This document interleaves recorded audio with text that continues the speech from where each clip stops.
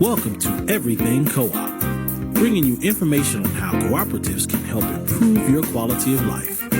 This show is being sponsored by the National Co-op Bank, NCB.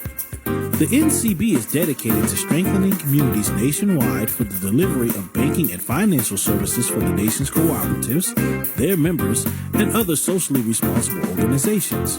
For more information on the power of community ownership, visit ncb.coop. That's ncb.coop. Now stay tuned for your host, Vernon Oakes. Good morning. Welcome to Everything Co-op. This morning I have the absolute pleasure of talking with Tony Bedard, who is being inducted into the Hall of Fame next Thursday, a week from today. Good morning, Tony. Good morning. Where are you this morning? What part of the world? I'm in our main plant office here in Norway, Iowa. Norway, Iowa. Are people from Norway, Iowa from Norway? No, that's sort of, I think, I'm not even sure how we got this name. It's a very, very small town, a few hundred people out in the rural Iowa, just outside, we're in the eastern Iowa area. So very, very small. We're out here in the middle of the corn and soybeans of Iowa on our own little 40 acres here. So. Okay. Tony, well, first, congratulations on being inducted into the Hall of Fame. Tell me, where did you grow up? Well, I grew up not too far from here, really only about an hour away. I grew up in around the Waterloo, Iowa area. Grew up in rural Iowa, farming community. Spent a good chunk of life on the farm, like a lot of kids that come from Iowa. Went to a local college here, State College, University of Northern Iowa. My first job was Winnebago Industries, which is probably as far away from natural foods as one might be able to get, I think. But I found it was a good company, Iowa company, in the northern part of the state. Made Winnebagos for my first 8 or 9 years of my life, and then 33 years ago came to Frontier Co-op. Well, I used to own a Winnebago. I think it was I had a 1969 Winnebago in 1976. Holy cow. I drove back and forth across country a lot, and yeah, it was good. It was good. I learned a lot about having a home on your back on the road. Yeah. Well, now they've come a long way since the early 70s. Back then, I think they just sort of plopped a home on the chassis, and then it was your job to keep her on the road. Shake, rattle, and roll, babe. Shake, rattle, and roll. Yeah, I know exactly what you're talking about. All right, you went from Winnebago to Frontier. Okay. Yeah. I was looking loved Winnebago. It was a great company. I was looking for a little, maybe a, big fish in a little pond. Winnebago was bigger. I also had, wanted to get my kids in a little bit different, schools and things like that. So moved back into northeast Iowa here in the Cedar Rapids area and started for Frontier in 1991. So you mentioned children. How many children do you have? I have 3 kids, 2 boys and a girl. 2 boys and a girl. Okay. And are you blessed enough to have grandchildren? Yeah, I am. That's for anybody that has grandkids knows it's about 10 times better than having your own. Spend them at home after the weekend. But I've got 8 grandkids, soon to be 9, and I do about 3 things in my life. Right, I work, I go home and mess around on my little hobby farm, and then spend my time with the grandkids. Other than that, don't have that's sort of my life. I told my children, and they didn't like it. I said, if I could have had grandchildren first and bypassed that step of children. Yeah, absolutely. Okay. Zero responsibilities after so many hours, Yeah, give them back. Yep. Play and give them back. So first, what did you major in college? Yeah, I majored in, honestly, industrial technology and business minor. I made a joke the other day. It wasn't the most thoughtful degree. I remember I was going to end up 1 year longer in college, and the line was so long in the business school, so I just switched lines to the shorter line. So that was the thoughtfulness of my degree. I came from a big family where I was there wasn't a lot of money there, And so I was, I was very pragmatic, but it served me well. I got to a great company, and my foundation's in operations, and Frontier makes and markets things, so it served me well. But I laugh when people are sort of plotting their careers. Mine was, when you graduated from my family, the graduation gift from my mother was a suitcase, and that was not just symbolic. Okay. We had 16 children and grew up in my house, and so when it was time to go, it was time to go. And so I was in college trying to figure it all out, but ended up fine for me. Makes you who you are, and I had a great childhood. So. Well, you're talking about needing to raise children to run the farm. 16 kids probably could do that. Okay. I could go on that one. But yeah, it was a small hobby farm, but it was really, we were also construction workers, so we learned good trades. But yeah, we had a giant garden. But we were darn near Amish. I mean, we milk cows by hand. You pull weeds out of the beans. Ironically, we were organic before organic was cool, and only because the inputs cost too much, and you had a lot of kids to pull weeds, and you did manual rotary hoe and things like that. So we did a lot on that farm, but we ate like kings. We didn't have much, but we ate like kings, right? Mm-hmm. We had pigs and cows and chickens and ducks and you name it, and it was a little bit like the old Green Acres for the old people in the crowd. We were a little bit like that, right? But it was a good life, and it created a good work ethic for all of us. Well, we had a small, maybe an acre. My two brothers and father I didn't like weeding. Okay. Matter of fact, I didn't like anything but harvesting and eating. Those were my two favorite. Okay. Only reason I like harvesting because it was closer to eating. But okay. Yeah. Except I remember I had a son who told me, we had a great big garden growing up, and he's like, "What are we, Amish?"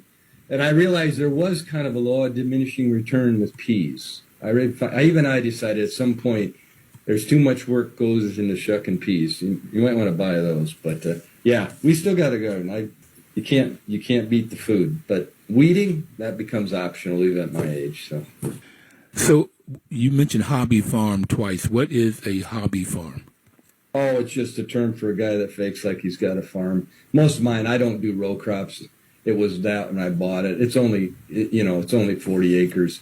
Actually, I own some more, but I rent that. But the 40 acres I have, I put about 17 acres of prairie in. I planted thousands of trees. I put in a pond. I mean, my life is just going outside, mowing the prairie, continue to water tree. I don't know what it is. I like the outdoors, so my mother claims that I spent too much time in the family grove making tree houses, so I always had affinity to that. So I bought land and did, and that's how I sort of spend my time. I enjoy the outdoors. I'm in the office, so getting out and working hard and sweating a little bit, the fun stuff. So when did you learn about co-ops? Particularly, did you learn about co-ops while you were in school, in your formal education? No, I actually, it's kind of interesting you bring that up. I've actually challenged a couple of the state of Iowa universities. There's some discussion at the ag school in Iowa State, but working down the road from the University of Iowa, they don't talk about co-ops like they should in business school and the business structure. My first introduction to co-ops was honestly when I was a kid. I didn't really pay much attention to it, but we were small, so we would shovel a wagon full of grain and put it behind the old pickup truck, drive to town, and go to the co-op, and they grind it for us. Right? Co-op served a real in Iowa, anywhere in the Midwest, co-ops are huge. Starting with ag co-ops, and then we get our electricity here at the plant through a rural electric co-op. Telecommunications. It built rural Iowa, but for us, we just sort of took it for granted. We were members of the co-op, sold our grain through there. We didn't have that much, but they were provided services. So that was my first introduction to co-op, and then I went on and really schooling never played in. I came to Frontier. Really a very interesting co-op structure, but I came to Frontier in 91, not really having any sort of business or formal understanding of co-ops, just practical understanding. Wow. Well, at least you got it early on as a kid. You got some sense of co-ops. At our dinner table, my father worked in the railroad and my grandfather worked in the mines.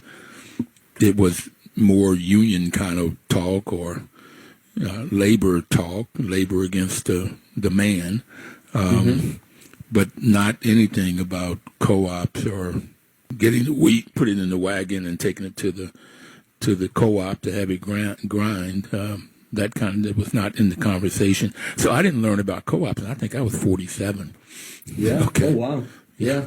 Nowhere in the formal education. Yeah. And I got an MBA, so I did, it wasn't there at all. Yeah, I do think it's a blind spot, and I've talked to the dean of business school before at Iowa, and I think it's a blind spot because of the nature of the power of co-ops. No one have brought electricity to rural Iowa. I'm looking out the window at a giant cornfield, right? The neighbors have. I mean, nobody. The next house is half a mile down the road. Nobody's going to make money. Was ever going to make money stringing wires for electricity 100 years ago, right? But if you can pool your resources, they've created the local rural electric co-op, and it's that kind of services that the co-op is provided. And in Iowa, yeah, there's a lot of consolidations over the 50, 60 years I've been around. Now some farmers are bigger than co-ops, I mean, there's a lot of that, but they still are a vital part of the rural fabric. And you see co-op because you see, we write it on our LP tanks, we write it on the side of our big old grain bins and stuff. So yeah, this co-op's kind of been hanging out there, but nobody, honestly, even the people who participate sometimes doesn't understand the economic value it brings. So the economic value of co-ops. Yeah, conceptually, for some people, it's hard for them to understand. Though they do, in our case, probably more than being a co-op, they like the way we do our work. So it becomes almost a philosophy of business that, allows. In the case of Frontier, I can only speak personally. There is our co-op structures allowed us to take the long view on things, and our members are patient, and it's patient capital that they've sort of blessed us with, and then it's our job to make it work, and it seems to have done pretty well for the 48 years we've been around. So what's the economic benefits of a co-op? What have you found in Frontier? Well, I know I asked the guy, we're born out of the hippies from the 60s, so I asked that he's no longer with the company. But he started a company. I said, "Why did you become a co-op?" And he said, "Because we didn't have any money." And he was driving truck for another cooperative, a distributor that's now part of a bigger public company. They were sort of bought out or squeezed out or whatever along the way. The co-op distribution in natural food was kind of it just didn't work together to create a national distribution system. And so he was driving truck, and he was going into these little small emerging natural food stores, and they said, "Boy, I'd like to have a little bag of herbs and spices, not that 50-pound sack you're dumping in my back door." And so he pitched it to them. They didn't want to, so we just, along a little cabin up along the river, he and his common law wife. I say that because he used to introduce himself as, "Hi, I'm Rick Stewart. I've been divorced 3 times but never married." They were quite an interesting group. She changed her name to Sun, like the sun, moon, stars. Their daughter was Sasha, the celestial one, the first child's name. And they began to sack herbs and spices up. And that's how Friends started. And it was providing services to an emerging market where they couldn't get it other places. We were doing things organically before organic certification was in play. And so, and he just didn't have the money to start it. So the members put in their individual share money. They paid they paid a premium for product in the very beginning. Now they get a great dividend, but in the very beginning they funded the start of this company and funded it all the way along. But it was just a need that was out there, and a group of people that got together to try to get that need filled. So you talked about the need a couple of times. One is electric co-ops. There's a need for electricity in rural areas. 100 years ago, I think around 1930, 1935, this rural electric started happening. Because the larger organizations, the for-profit organizations, would not fund wiring houses that are a mile, 5 miles apart. It costs too much capital, and they couldn't get the return on their investment. So you start a co-op, and now the person that started Frontier says we didn't have money. I'm glad you explained that, because I didn't know what that meant when you first said it. I didn't have money, so we created members. There was a membership fee. You pay into it. Economic benefits are one of the principles of cooperation. And they also paid a premium for getting the product that they needed. The larger organization would only sell the 50-pound, 100-pound sack of whatever. They wanted a smaller container because they're smaller food businesses, food co-ops. And so there was a need. He filled that need, and the members paid for him filling that need. Wow. Okay. What you also said, eventually the members got a dividend. If there's profits, they got a return on their investment. That worked for capital institutions and co-op institutions, that the shareholders get a return. But the biggest thing is, in a co-op, there's this need that's being fulfilled, some community need that's being fulfilled by the co-op. Got it. Okay, so you started in 1991. Yeah. Were you bagging back then? Well, you know what? It's interesting you said that. Up until about 91, everybody that came in our company would be bagging. That was the way they were trained. We were very different. They started out as a collective, right?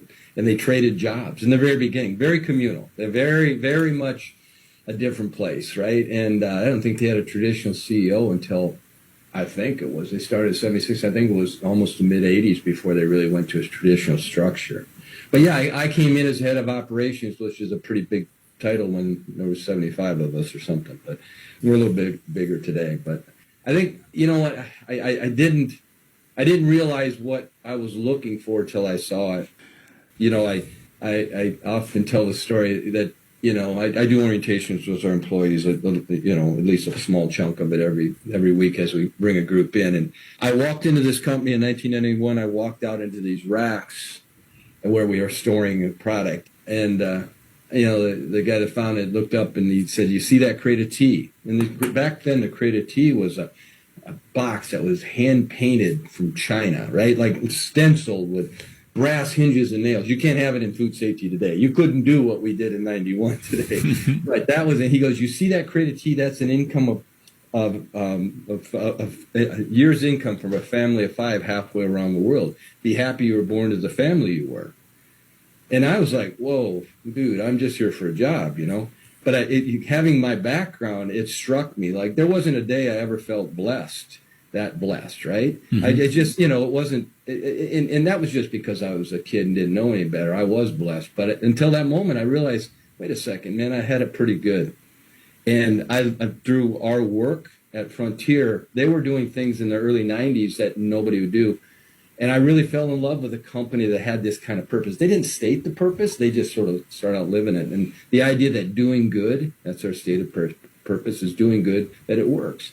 And they were doing things in supply chain when we were less than 10 million in sales that companies wouldn't do. Giving people computers, buying a little generator, doing all this kind of work. And so I walked into this recognizing that, you know, I had always felt like it was my job to sort of give back a little bit. And so I found a company that was doing it. It's allowed me to live out my purpose. And then we've built on that over the years. And we've made it, I think most importantly, into, these are not charitable acts. You're never going to hear me say charitable. This is doing good, but it makes your company money. I can give you dozens of examples where I have tangible benefits from that work. And I have intangible benefits. And that, if you're a marketing company, you need more than just, you know, when you're selling products like we sell, you need a brand, you need to brand the standard for something. So I saw that when I came. I saw a company that was doing things differently inside our walls, around the world, and I fell in love with it, and I've been able to build on that good foundation over the last 33 years. Wow. So doing good works. You said tangible and intangible benefits. You did mention computers and generators, but you have dozens of examples where Frontier, the company, does good, sort of I think of out of charity, but you said, no, it's not charity. It works. It makes the company better. What's an example? Oh, yeah. I've got a lot of those. You know, we've really, you know, I didn't coin this term. I'm not smart enough to get that catchy. So mine was much more wordy, but the concept's been around, and I've had it in our lexicon at some level for 15 years. But, you know, we really, when I came in and I gave you the example, we were doing things around the world. We were doing coffee back then and stuff, and we still do. We build communities and we build businesses around the world. We really think about doing good in 3 pillars. Around the world, right? So those communities, inside our local communities, and then inside our company. And there's 3 pillars of our doing good work. So a great example is we just completed, they're just about done, 3 projects, one in Guatemala, one in Sri Lanka, and one in India. And we just celebrated those, working with USAID in their cooperative development program to do work. In Guatemala, it's providing food safety and sterilizing equipment, training, so that they can better process our cardamom and other products. In India, it's a women's co-op that we help, a tea co-op we help open. It's primarily women, almost entirely, that are going to own this eventually. It's a new building. And in Sri Lanka, it's working with micro farmers that bring us products like cinnamon and nutmeg, and teaching them more and more about food safety and handling and really keeping, sort of business kind of stuff. And I just, 8 weeks ago, I was there visiting those projects. 2 weeks from now, I'm going to head to Madagascar. We're doing we've done some things in financial literacy there. We've done some things in biodiversity. They're two just focused on vanilla, and when vanilla is good, it's great, and when it's not, they go hungry. So I'm heading to Madagascar for in a couple of weeks. But that's in our communities. That's the business and community. We've opened schools, dug wells. The ones I just talked are all business, but the fun ones are those kinds of things. Dorm system in Vietnam, water projects in Madagascar, in India. We do a ton. I can go on and on. And then, honestly, we've been good partners in the community. So right near us, we're very big supporters of the Catholic Colored Women's Shelter. Help rebuild the building there. We the Willis State Homeless Services, Matthew 25. We help fund the one and only Pay It Forward Cafe in the state of Iowa, a local neighborhood grocery, and in a food desert in the middle of Cedar Rapids. So that's in our community, our local community. And then within our walls, when I came in here, since the day one, the hippies brought their kids to work. We've had childcare since day one, since 1976.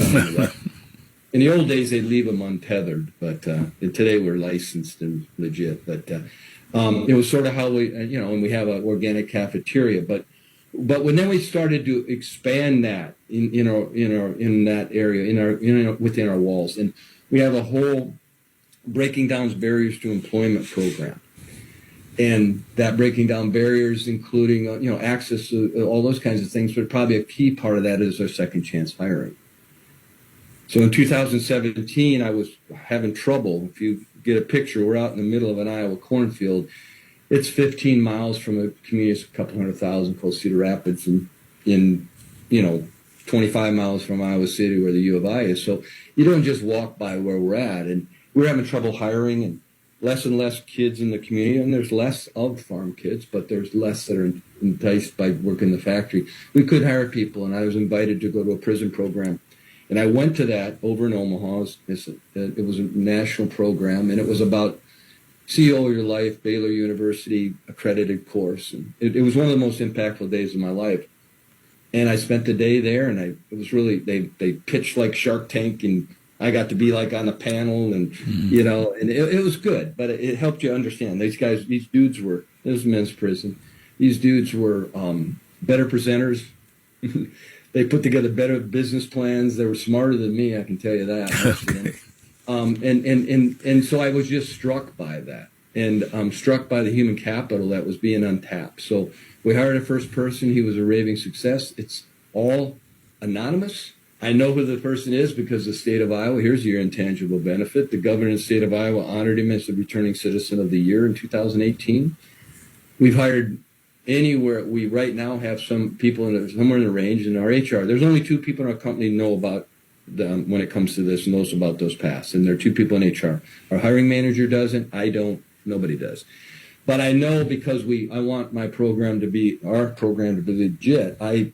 We are keeping track. We have somewhere in the neighborhood of 60 previously incarcerated or justice involved people in our company, and that's since the start of the program in 2017. We've hired hundreds of people either that have been either justice involved and or homeless, and they don't all stick. It's not all for them, but we've just had a tremendous amount of success. We would have never gotten through the pandemic had we not been in that position, and we were able to bring a lot of people in. And we built that program. We have financial literacy courses for people. We match them if they save $1,000 and go through the coursework. We'll match the $1,000. We have English as a second language. We've got, honestly, we created a payday loan system because I heard some of the dudes are getting out in front of themselves there. And so we really tried. Transportation's huge. So we run for the 15 miles. We run a bus out of Cedar Rapids, 3 shifts, and bring them out. They pay $5, we pay $5. And how this all weaves together is that, who's become our temp agency is the homeless shelter we're already supporting. I made them our temp agency. They take the markup. They do the counseling. We help pay for the bus. We pay $5. They help get the driver, and we help support that. All of that stuff. It's the way we wove our programs together and have woven them together over the years. So it's been critical to our success. I've gotten great employees. I wish I could share. We did at our annual meeting. We just did a huge program where the second person I know. A lot of people tell me about their background, but the woman came forward because other employers. I said, "Why are you doing this, Alicia?" And she said, "Because I want other employers to do what you guys are doing." And she told her story. It was one of the best days that I've had at Frontier to hear about people like this woman had quite a life. Now it's different. We are going to take our first break, Tony, and come back. I really want to talk about you talk about all of these great things. What's the benefit to Frontier? You said doing good works. How does this work for Frontier and some of the things that you've just talked about here? And I want to get into what type of co-op you are and get some sense of the future. How do you see the future for the co-ops in the U.S., particularly Iowa, but in the U.S.? We'll be right back. Please don't touch that dial. News Talk 1450 WOL-AM, where information is power.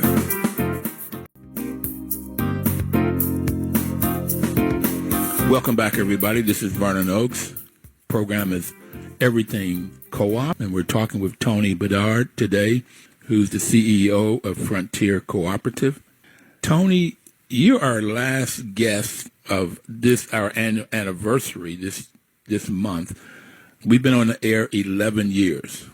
We started October 11 years ago, and the National Co-op Bank has been our sponsor all of those 11 years, our main financial sponsor and cheerleader, and help us to understand other markets that we didn't know, other co-op markets. But NCB's mission is to support and be an advocate for America's cooperatives and their members, especially in low-income communities, by providing innovative financial and related services. Tony, have you guys ever had the need for getting financial assistance from NCB? Yeah, in the early days, when I first was here, we were doing some work with NCB. We've been fortunate enough to sort of, in all fairness, we've probably got one of the best balance sheets of most companies. So I haven't had to go out and borrow and do this for decades. But NCB does a great job, and maybe as we grow and continue to sort of look, at other things that might build our company, it'd be certainly somebody that we'd look forward to working with. Fantastic. Talking about Frontier, you talked about like cinnamon and nutmeg and teas and different things that you all produce, and you provide those to businesses like food co-ops. And we're having our second year. This is Everything Co-op, is having our second year of a holiday list. And anybody out there can nominate a product or a co-op for the holiday list. And you could go to everything.coop, www.everything.coop, and nominate or put your favorite co-op product. And by the middle of October, I think the 21st is the end date, and we'll make a decision and get that out by the 1st of November. And given that we're coming into the holiday seasons, it seems like I use cinnamon and nutmeg to make my pumpkin pies. I've been working on a vegan pumpkin pie, which does well. You came to the right place. You came to the right place for that. Thanks for the call. The heads up there. That's what we do. I mean, I don't know whether your listeners understand what a major force co-ops are around the world. I mean, we talk about it. You're talking about it in one way here, but most of our product comes from smallholder farmers around the world, and the cooperative model. The 3 projects I talked to you about, they're all cooperatively based. These micro farmers in these countries are living on a hectare or 2 of land. Okay, there's no way they could bring that product to market had they not have somebody the best example and if you ever get a chance to Google them, whatever, you ever get a chance to go to Guatemala, that's probably one of the most highest functioning, well organized cooperative models that I've ever been around. And you're talking about something in the neighborhood of 25,000 Mayan families who roll up in 42 co-ops who roll up under this master co-op that does things like steam pasteurization is not a simple technology, paperwork to go internationally, market their products. And so the cooperative model is critical to Frontier success because of the way that our products are brought to market. And I'm telling you, when you're talking about a product of choice for your cooking and stuff, like we're just coming out with a regenerative organic rock certified regenerative organic product that's fair trade, and cinnamon out of Sri Lanka, and that you can't beat that fall. So I got to get on that one there because I gotta believe I can go about 3 levels down in my co-op. Between our co-op and their co-op, I think I co-op that baby to death. Nominate some products. Go to everything.coop and put some products in, and we'll see who wins it. Last year we had 45 nominations. We chose 15, and then we promoted those 15 in different kinds of ways. So. That sounds cool. So I said what I wanted to do, because you mentioned Guatemala, Sri Lanka, and India, and those. But you also had childcare inside. You have your second chance program. What's the benefits of Frontier? The tangible benefits. I got the intangible, feel good. Feels great to do these things for human beings. Okay. What's the tangible benefits? More tangible and intangible. On the tangible side of, around the world is we get great supply partners. When the world was out of organic cardamom, guess who the Guatemalan guys in Vera sent it to, right? They should, man. We've been with you. So in the supply chain, it's critical, right? We get the quality with services. We get the pricing. We try to work very hard to make sure that we cut out the middleman and leave that money in the country. That's why you hear about business building activities, about value added work in those communities. So we're getting products, and we're getting good products and high quality products. That's one side. If you look in our communities around us, I'm trying to hire employees. I mean, you want to have a vibrant community, right? You don't want to have a food desert. You want to be part of some of the solutions. When you talk about how does it benefit, people come here to work just because they like to be part of that. They might be blessed in and of themselves, but they recognize they want to be part of something bigger than just collecting a paycheck. So that within our communities here, I think the benefits we get good employees. We have a better place for us to live. And then when you talk about in our walls, that's just, man, I mean, the tangible benefits, I've been able to hire dozens upon dozens of employees. I mean, right now, we have about 575 employees. Right now, probably 100 of them were either previously incarcerated and or homeless. So there's quite a bit of overlap in those environments. Well, I'm getting good employees. I couldn't run the company without them. I mean, it's not a, like I say, it's not a charity. It's just the way we do it. So I can give you example after example, or I can draw a direct line. And, we spend roughly, we take 5% of our pre-tax profits. We'll do roughly $1 million a year in social responsible spending. But that money, most of that has come back from our members.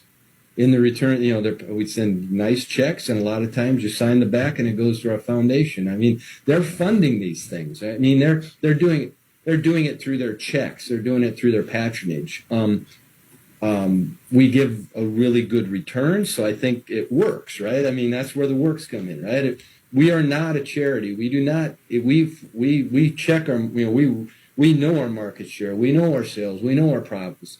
First and foremost, there's been a lot of good companies in the world that have not made it because they didn't understand. You got to take care of business, and if you take care of business and do it in the right way, then it's sort of a double whammy, and that's how we've been trying to play. But we're not. First and foremost, we gotta win in the marketplace. And part of that is that branding that comes from being known as a company that you do good and it makes sense. So I have it that co-ops' first priority is people, particularly the members, the people that work there. The co-ops are created by its members for the benefits of its members. And then it's for the planet. And then third is profit. You've got to have a good business. You've got to be profitable. But that's not the be-all, end-all. In the capitalistic model, at least in my MBA program, every decision, whether it was hiring or building a plant or anything else, was what was the greatest return on investment for the shareholder, who probably didn't work in the company, more likely, may not even live in the U.S., but had the capital. So the return was on how much capital as opposed to being a member. I think the nuance there's a nuance, and I believe wholeheartedly in that. But it's not a singular thing. Like you mentioned already, like a triple bottom line. You have to be able to add in those other elements into your ROI. Like if you're just doing it on a straight up, dollar per investment per dollar return, and it doesn't take into account the other factors. A great example of that is I think people would drop out of their chairs to know how much money we spend on childcare, supporting. You can have your kid watched in our company for $100 a week. Okay, it's subsidized big time. Wait. Say that again. I don't believe. I mean, I don't. How much a week? $100, not yen. So per child, if I was working for your company and I had children, the child care would watch them for $100 a week. Yeah. Wow. And everybody looks at that and says, well, I'm telling you, I came in here and I'm like, how much money we dumping in that baby? And then I realized, see, there's a triple bottom line. There's a concept for you. Like everybody's, how can you afford to do it? And I said, I don't know. We just do it. And you know what? We get employees. We retain employees. We have people who have gone through child care who are managers in our company. We're out. I mean, we got 3 generations. Wait.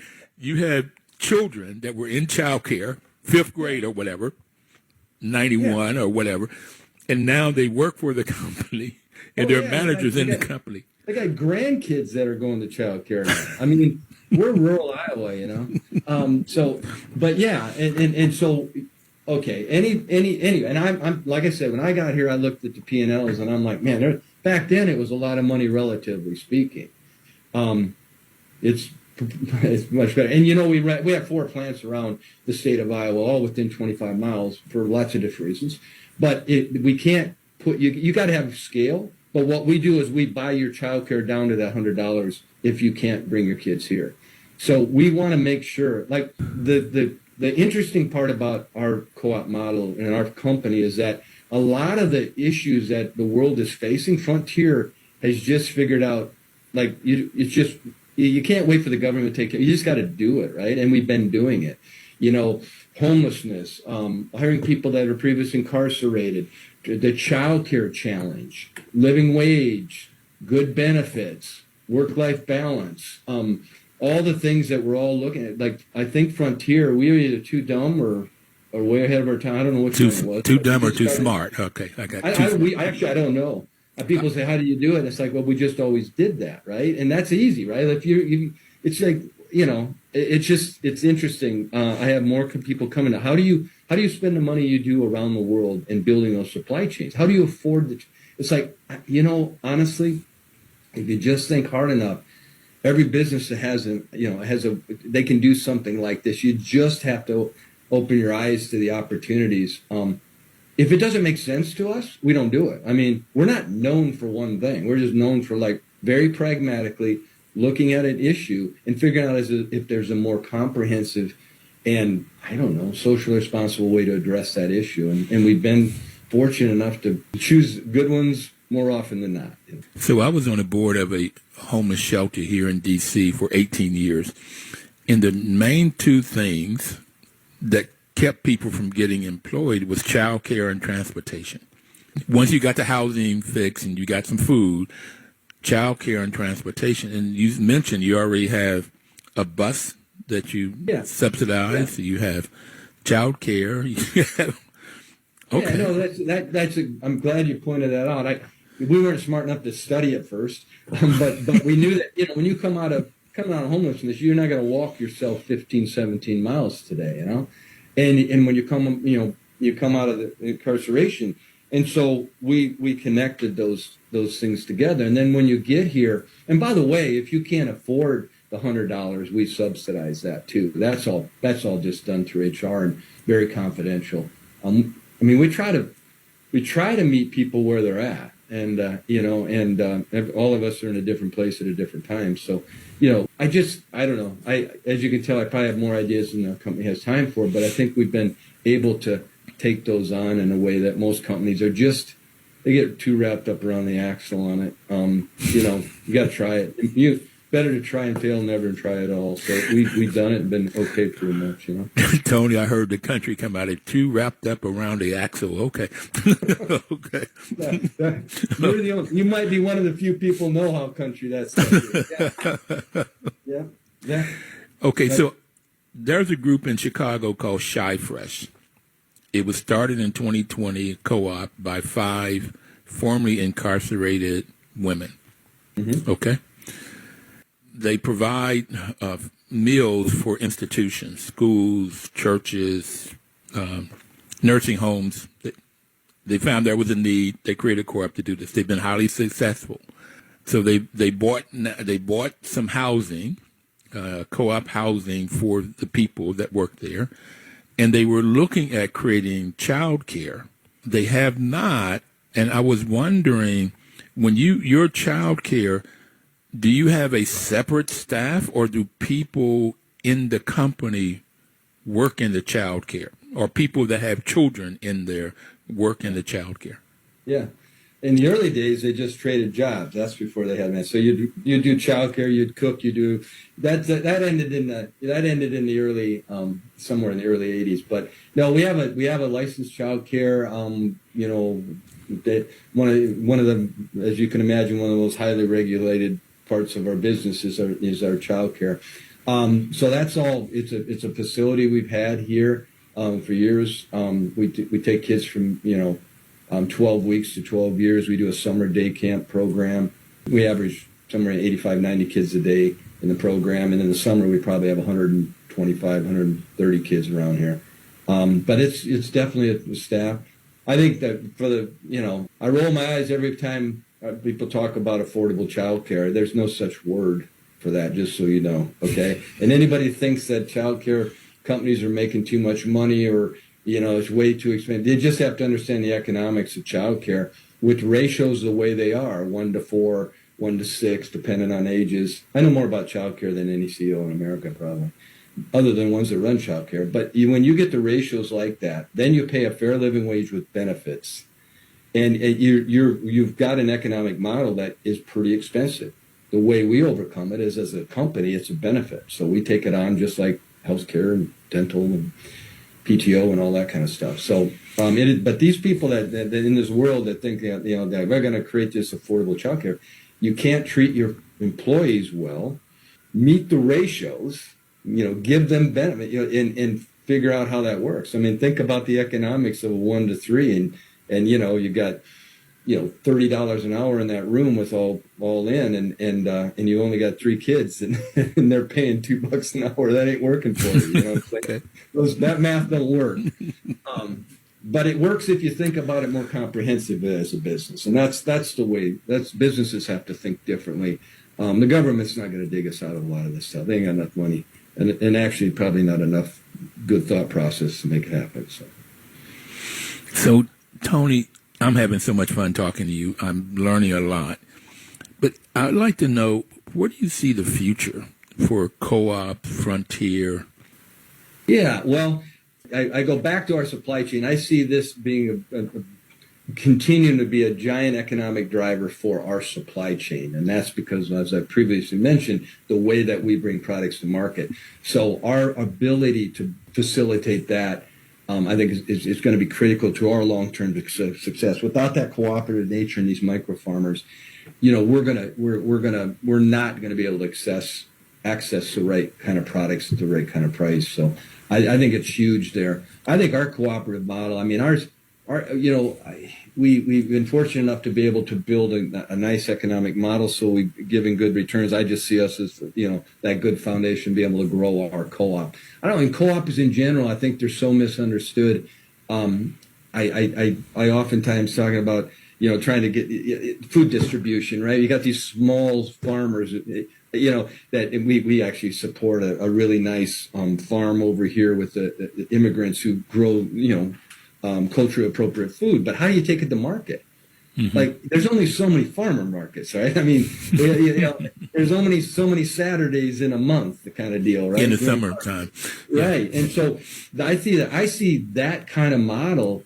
I was involved one time trying to figure this out for them, because if you could bring those people together in a cooperative model, you could access, there's a nice Iowa-based chain called Hy-Vee, a few hundred stores, and really good company. But you got to get to a certain place to access these businesses, especially in the world of food that has such regulation around food safety. But where I see it is like, if there's a plenty of opportunity, but I think it would be great if it started with people learning about this business model as they go through their, through college, and coming out and saying, I see a need. This is because there's no way for these people to scale without it. It's just the story of small farmers in Iowa and how that grew, or how the cooperative model as it relates to energy or telecommunications. It just said, hey, there's a need here. I can't do it on my own, and I don't know how to. I'm not smart enough to apply it to outside of the few little worlds I live in, but I see an opportunity. Organic farming, that's one right there. Organic farming. You can make a living on 80 acres. Most of these farms around us, these guys are getting up to 2,000 acres. 80 acres, but how are you going to take that to market? You got to be able to bring that into the same thing we did in 1974, right? I'm old. When I was a kid, right? It serves itself in these kind of environments where you can't do it on your own. And I look at that, and we're involved with the regenerative farming through the Rodale Institute, and I often think about how that's going to need something like that if you're going to scale these people. Because you can't, a lot of organic farming is hard to do at scale because you can't use the chemicals, and you can't do some of the things that probably are done in conventional ag. So I'm not sure I have a great answer to that question, other than I can pick my spots and tell you that it has a real relevance as it relates to the food business, where this small scale is a fundamental building block of that business. So you mentioned a model. Who are your members of your co-op? Our members are the co-ops are like the Wedge, and in Minneapolis area, and Willie Street, in Madison, Wisconsin. These are the founding stores of the natural food industry. They were there in the early 70s. They're the ones that were have fun with this, but putting out the bad looking fruit. Back in the day, man, you go into the natural food stores, and it was an emerging place, and now it's the epicenter of food evolution and revolution, right? Is these co-ops, right? So we have a lot of them that aren't co-ops, but they're a member of co-ops, independent natural food retailers around the nation. We have roughly 64,000 members, which are the base is the retail food co-ops, like the organization like your NCG, National Cooperative Grocers, independent natural food retailers, but it also builds out to other businesses that want good herbs, spices, and essential oil products. So these are your members, and these are the people that started the business.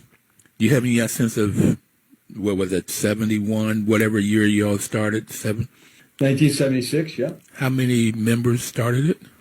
Oh, jeepers. It started one at a time. I mean, I'd have to go back. I'll go back to the old balance sheet, but you're talking dozens in the beginning. I mean, they were small. I mean, they were sacking stuff up in a cabin in a bunch of bags. Yeah, I was thinking it might have been 5 or 6, because that seems to be. It'd be very small. He was driving he was a regional driver out of this eastern Iowa area into Wisconsin, Minnesota.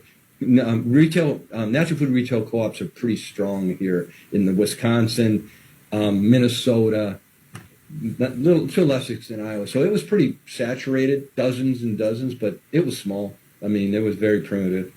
So it's not the employees are not members. Employees are the employees of the company, and the company does this. So I have that there are 4 types of co-ops. One is if the employees own it, it's called a worker co-op. That could be any kind of business you could think of. If it's owned by the people that buys the products and services, the consumers, is a consumer cooperative. And then the other 2 are where companies or individuals come together and create a company to buy what they need. And it's called a purchasing co-op. Farmers use that to buy what they need to produce whatever they need, whatever they're going to grow, chickens and hogs or tomatoes and cabbage or spices, whatever they buy what they need to produce. And then the other one is when businesses or individuals come together and create a cooperative business to market their products.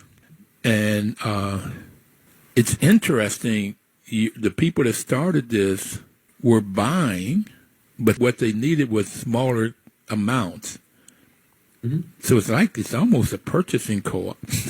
I know you're struggling. We're struggling what the hell we are too, but it is much like that. It wasn't just small amounts, it was a variety. I mean, we have 3 brands. We do the Frontier Co-op. So if you go in a natural food store, you're going to see the jars of herbs and spices, and you take a pinch of this. And that's where we started. 1-pound bags, refill in jars. And then Simply Organic is in your bottles. So we've got a wide variety there. And Orcacious. You all do Simple? Simply Organic is ours, yeah. Oh, I use that all the time. I didn't know. Okay. All right. Oh, yeah. I was just thinking I probably better plug our products. Like, yes. They're wondering what the hell. We probably thinking they're going to get their motor oil from us or something. No, we have the Frontier Co-op brand, which has been around forever, Simple Organic since the early 2000s. And but to your point, we're a little bit of a different kind of co-op. And that was, but yes, the stores buy it, they needed it, they want it, and they front face to their consumers on our behalf, right? And then you go out and you work with the farmers. So you're purchasing from the farmers in all of these places around the world. Right. Okay. Somewhere between a purchasing and a marketing co-op. I got it. Okay, somewhere. In the last minute, sir, what message would you like to leave people with? I appreciate that question a lot because I do try to say this to anytime I have an opportunity to talk to people in businesses. They can do their own doing good works. It doesn't matter who you are, what you run, what you do. If you're a food co-op, you got food waste. If you're a local bank, create a payday loan system and make it accessible to people who can't actually access that kind of capital. If you can name it. So that would I say every business ought to look at it. It's not charity. It's not. There is an amount of social responsibility that I think every business should have, but you can make money and do the right thing. can make money and do the right thing. Sir, it's an absolute pleasure talking to you. You're talking about what I like to talk about, and you went to work for Winnebago. I went to work for Cummins Engine Company out of, and great companies, okay? But nothing like a co-op business, particularly when they're about solving a community problem, doing good. And the doing good works. It's like, okay, I remember the first time I heard the president of Cummins say this. They did something good, and he said, yeah, but we did it for a business reason. Yeah. Thank you, Tony. Everybody out there, we'll see you next Thursday. And in the meantime, please live cooperatively. The preceding program was paid for by Everything Co-op.